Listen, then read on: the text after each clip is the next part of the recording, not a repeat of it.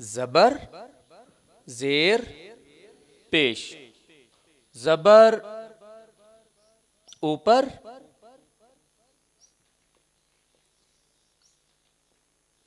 जेर नीचे। वो कोई बुजुर्ग थे ना, वो कहा करते थे जेर बन जबर ना बन, आगे पेश होना है।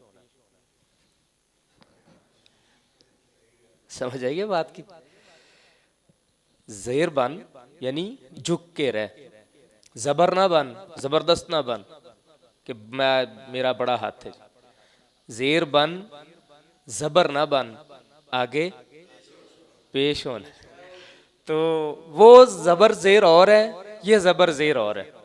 आपको याद रहे तफन्नन तबा के लिए, जबर ये लाइन अगर ऊपर है तो जबर है, लाइन अगर नीचे है तो जेर है, अगर ये गोल है तो पेश है, अगर इसी को उल्टा करके लिख दिया तो ये उल्टा पेश है। समझ आ गई बात की। जबर जेर पेश ये आगे सबको में आएगा, पहले इसलिए बता दिया ताकि ज़हन में एक खाका जो है वो आपके बन जाए।